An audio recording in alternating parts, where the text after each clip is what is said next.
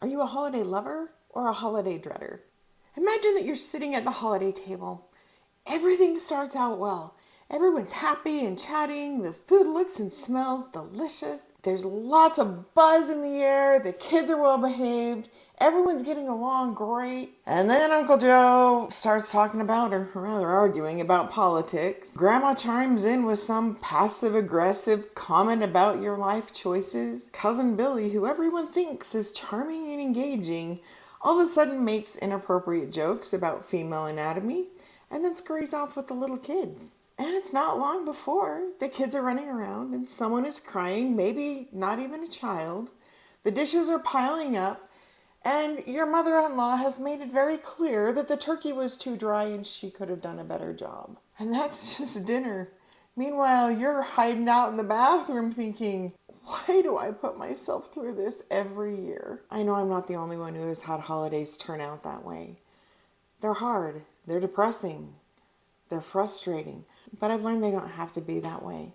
Holidays really can be a lot of fun, but they can also be very stressful. I'm not just talking physically stressful with all the hustle and bustle and all the things going on. I'm talking more about mentally and emotionally exhausting. And in my opinion, that's what causes the most problems. That's why I wanted to address this subject. The hustle and the bustle and all the fluff is going to be what it is, and there are plenty of ways to help mitigate some of that.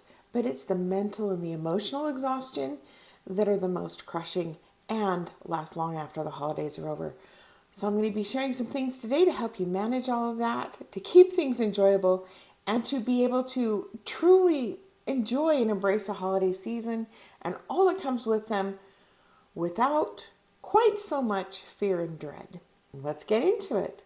My holiday survival tip number 1 is to check your expectations. Thanks to Hallmark, there are some mighty big expectations out there when it comes to the holidays and how to make things holly, jolly, merry, and bright.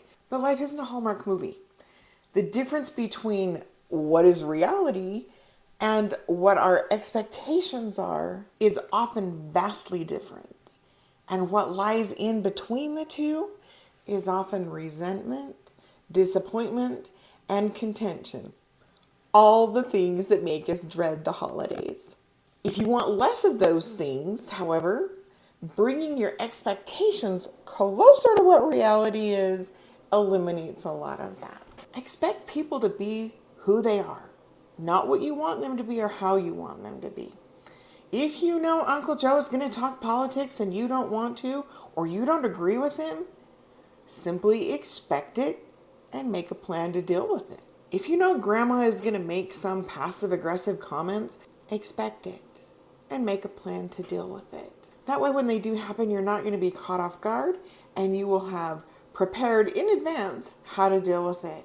And when you have that plan in place, it's a lot easier to stay out of the emotional landslide that usually follows those kind of passive-aggressive comments and arguments. If you go into these types of situations, especially around the holidays where there's already so much other stuff going on, expecting somebody to be somebody different than who they really are and what they've already shown you, you're going to be setting yourself up for some serious disappointment, emotional upheaval, contention, and hurt feelings. I have been through my share of holidays where those things have happened. They're not fun. They're literally traumatizing, and they can leave scars on you, not just for a day, not just for a season, but they can stick with you for many, many years, and they can damage those relationships for many, many years to come as well. Holiday survival tip number 2 is do whatever you're going to do for the right reason. If you're going to participate in something, make sure you do it because you want to. You're going with the people that you want to be with, they like you, you want to hang out with them, and you want to do the thing. Don't go out of obligation, don't go out of guilt, don't go out of tradition or duty, and oh my goodness, please don't go if someone manipulated you into it or because you are afraid of being alone. On that same vein, Don't be the manipulator that forces other people to come and save you from being alone either. Obligation, manipulation, and fear will always find a voice, and they usually come out in less than stellar ways. They're easy for other people to see through as well. And we might think we can hide it really well, but most of us do a pretty lousy job. And everyone can sense it. Everyone will know. And it's the kind of stuff that puts people walking on eggshells. How do we fix that, though? Well, number one, check your reasons for either wanting or not wanting to do a thing. And then manage your expectations surrounding all of that. If you show up out of obligation or guilt, I promise you're not going to enjoy it. If you show up because someone made you be there, you're going to be resentful. And also, if you convince yourself that you really should go because it's the thing to do and because things will be different this time just because everybody wants a nice holiday, you are likely going to be disappointed. And that's not very fun. So, survival tip number 3 is it's okay to say no. And it's okay for others to say no as well. Even if something has been done the exact same way for 50 years, it is okay to say no, especially if it's something that does not work for you. It's okay to do something healthier. It's okay to do your own thing. It's okay to start new traditions. I also want to remind you, because we're middle-aged women, it's also okay for your adult kids to say no and to choose to do their own thing. Even if they'll always be your babies and you want to bring them under your wing and nurture them forever, they are now their own people. They have their own ideas. They have their own wants. They have their own needs. Very often they have their own families. And they may want to do things different. And that's okay. If you take it personally and get all tangled up in your feelings over it, it's not going to end well. Especially if you get caught up in those feelings and they come out as, well, it's not fair that they're not spending any time with us or they're doing something else over here. There's going to be problems if you do that, and those problems, I promise, will last much longer than the holidays. So how do you deal with it when saying no or letting someone else say no feels a little yucky or sad? Well, hopefully you'll see a pattern here. Number 1, check your expectations. Why are you expecting people to be there? Why are they expecting you to be there? What are you expected to do, and are you willing to do it? Number 2 is check your reasons for wanting things to be the way that they are. Is it because you actually want it, or is it because you're trying to avoid something unpleasant? And number 3, get comfortable with saying no. Maybe you're going to have to give yourself permission to say no. Maybe that's a new thing. Maybe that's a scary thing. But it's also a good thing. Holiday survival tip number 4 is to stay within your means. Stay within your means financially, physically, and also emotionally. In terms of finances, it's no secret that things have gotten very expensive out there. Budgets are less, buying power is less, and it's not wise or necessary to overextend yourself in order to have a good holiday, because that's not what makes it good. It will only add more stress, increase expectations, and make the disappointment even greater when people don't appreciate all the sacrifices that you made to make those things happen. It's also not necessary to overextend yourself physically or emotionally. You don't have to burn yourself out. You don't have to keep up with everyone. You don't have to put on a show. You don't have to put on a performance. It's okay to save some of those reserves for yourself. None of us are as young as we used to be. We don't have the same amount of energy that we used to. Many of us also have a lot of demands vying for our time. And those things don't stop or don't change just because it's a holiday season. Now, you've probably heard all that before, but there's probably a little voice in your head saying, but, I know. I get it. I've heard them all. I've said them all, and I've done them all too. So I'm here to tell you, don't do it. It doesn't work.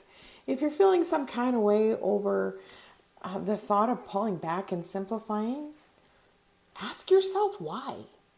In the process, don't forget to check your expectations, make sure you're doing things for the right reasons, and that you're not trying to say yes to compensate for something else when you really want to and maybe need to say no.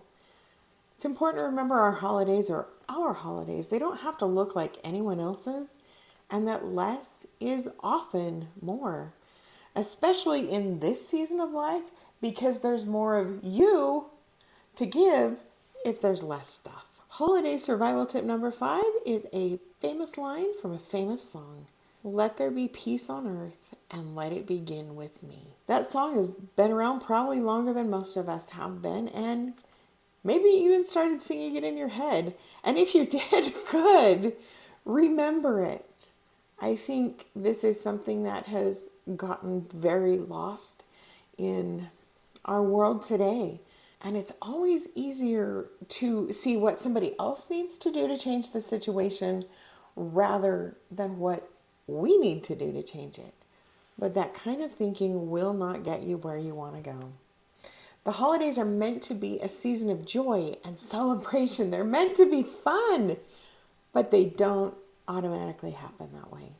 We have to be active participants in making those things happen. And they don't happen when we throw on all the holly and the jolly and all the stuff. They happen when people genuinely connect with each other, enjoy being with each other, and enjoy celebrating whatever it is you happen to be celebrating during this season. It's very important to remember that we cannot change or control anyone but ourselves. People are people, and they're going to do what they're going to do. They're going to think what they're going to think. They're going to believe what they're going to believe. They're going to say what they're going to say, even if it's wildly inappropriate. If they do nasty things, if they say nasty things, if they do things that offend other people, if they do things that pick an argument, those things are far more about them than they are about you. Don't take the bait and don't join them in their misery. Going right along with that is make sure you give up your own attitude of, if you don't like it, it's your problem. Because that will only stir contention, resentment, and disappointment every single time. And it significantly damages relationships, especially with your adult children, your adult grandchildren, and your spouse. So, let there be peace on earth, and let it begin with me. So how do I do that? Check your expectations. Make sure that they're realistic and they are aligned with reality, with who people are, not who we want them to be. We want to make sure we're doing whatever it is that we do to celebrate for the right reasons. And then remember that it's okay to say no. And it's okay for other people to say no as well. And if that means we do things differently, that's what it means. Also, stay within your means financially, but especially physically and emotionally. This is a supercharged time. There's no need to overextend or make it more complicated than it needs to be. And finally, be the one who chooses peace. Be the one who offers joy. Be the one who does things differently, steps outside the box, even if the details turn out differently than they ever have. If you like what you've heard, be sure to subscribe and check out my other videos. I'll see you next time. Bye!